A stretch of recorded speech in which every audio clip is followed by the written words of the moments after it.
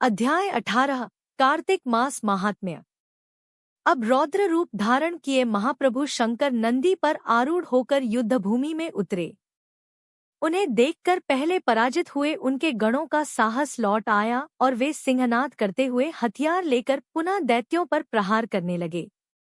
रौद्र रूप के विराट रूप को देखकर दैत्य भयभीत हो भागने लगे। तब जलंधर ने हजारों बाण छोड़कर शंकर की ओर प्रहार किया और उसके शुंभनिशुंभ जैसे वीर भी शंकर पर टूट पड़े। इतने में शंकर ने जलंधर के जाल भरे बाण चीर दिए तथा अपनी बाणांधी से दैत्यों को फरसे जैसे प्रहारों से नष्ट कर दिया। खड़गोरमा नामक दैत्य को उन्होंने अपने फरसे से मोर्चा तोड़कर मार दिया और बलाहक का सिर भी काट गिराया। घसमर मारा गया तथा शिवगणों ने प्रचंड नामक दैत्य का वध कर दिया। कुछ दैत्यों को शिवजी के बैल ने चिता दिया और अनेक दैत्य उनके बाणों से क्षतविक्षत हो गए।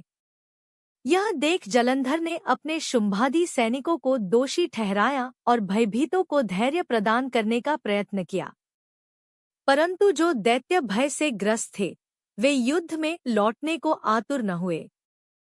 जब दैत्य सेना पलायन करने लगी तब महाक्रोधित जलंधर ने शिवजी को चुनौती दी और 70 बाण चलाकर उन्हें दग्ध करने की चेष्टा की। शिवजी ने उन बाणों को काटते हुए जलंधर की ध्वजा, छत्र और धनुष तक को छिन्न भिन्न कर दिया। फिर 7 तीव्र बाणों से उसने जलंधर के शरीर पर कठोर आघात किए। धनुष कट जाने पर जलंधर ने गदा उठाई, पर शंकर ने उसकी गदा भी टुकड़े टुकड़े कर दी।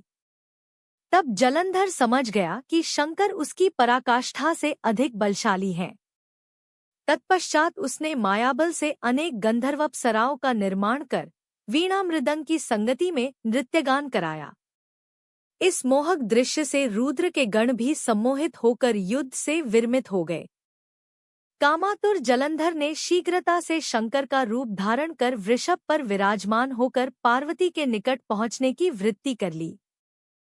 पार्वती ने जब अपने पति को आते देखा तो सखियों का साथ त्याग कर आगे आईं।